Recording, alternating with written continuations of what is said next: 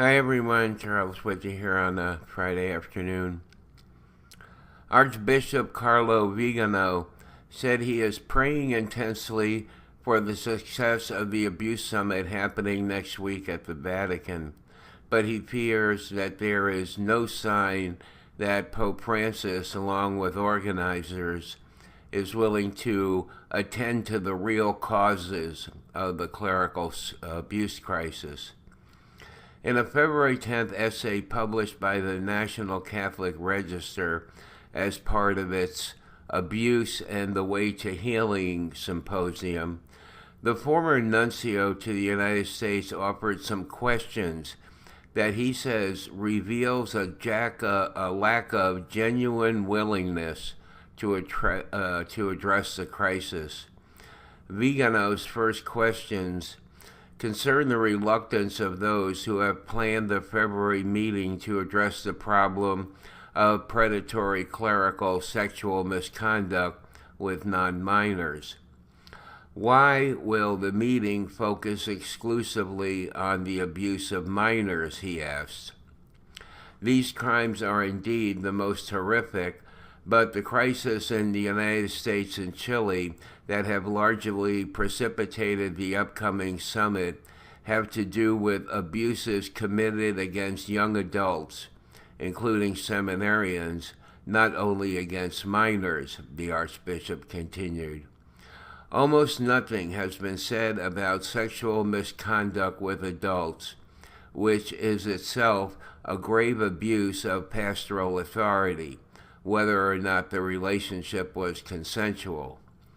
The Archbishop then addressed the role homosexuality has played in the sexual abuse crisis and how it is not being addressed at all at the summit. Why does the word homosexuality never appear in recent official documents of the Holy See? Viganò asked. This is by no means to suggest that most of those with a homosexual inclination are abusers, but the fact remains that the overwhelming majority of abuse has been inflicted on post-pubescent boys by homosexual clerics, he observed. It is mere hypocrisy to condemn the abuse and claim to sympathize with the victims without facing up to this fact honestly. A spiritual revitalization of the clergy is necessary, but it will ultimately be ineffectual if it does not address this problem. The Archbishop indicated that Pope Francis's problematic appointments and handling of the abuse crisis so far has made the Pope lose credibility. Why does Pope Francis keep and even call as his close collaborators people who are notorious homosexuals, he asked. Why has he refused to answer legitimate and sincere questions about these appointments?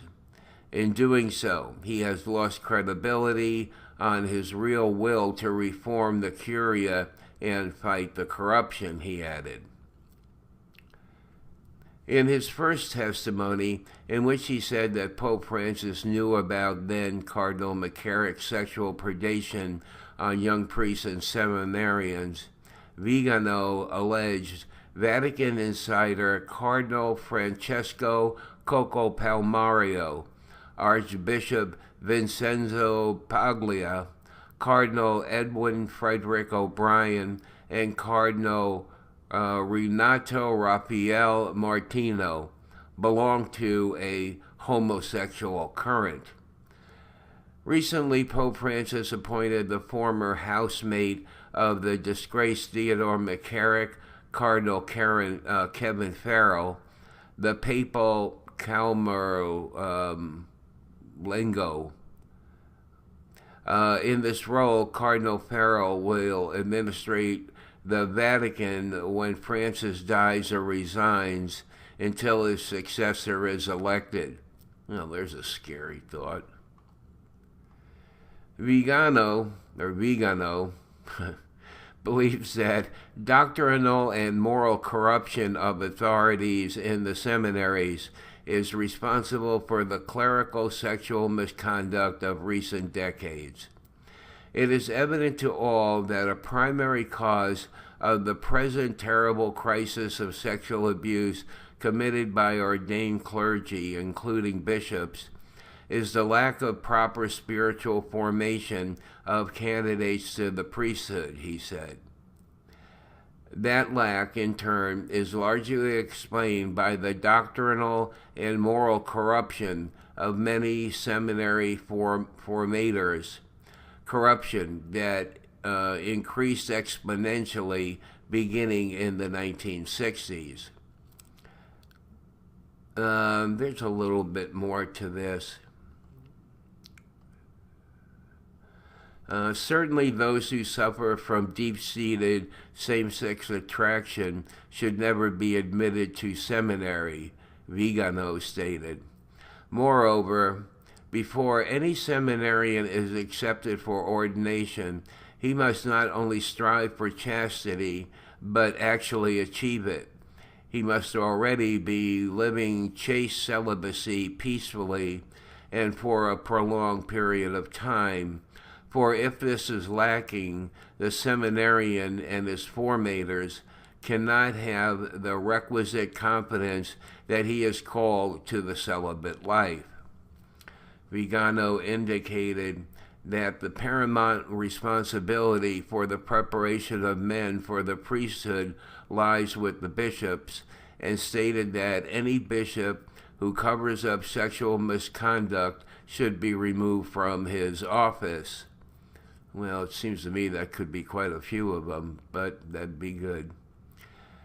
In regards to Pope Francis, Viganò repeated his October invitation to the pontiff to live up to his responsibilities as St. Peter's successor. I urge him then, and I urge him again, to tell the truth, repent, show his willingness to follow the mandate given to Peter, and, once converted, to confirm his brothers, he said. That's from Luke 22:32. The Archbishop warned that if the bishops in attendance do not get answers to his questions, they will be betraying their sheep. I pray that they will not return to their countries without proper answers to these questions, for to fail in this regard would mean abandoning their own flocks to the wolves and allowing the entire church to suffer dreadful consequences, he said. However, Viganò said that despite the problems he has described, he continues to have hope because the Lord will never abandon his church.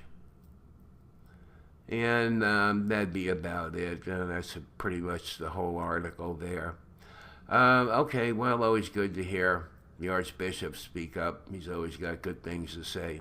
All right, so we'll talk to you again soon. Bye.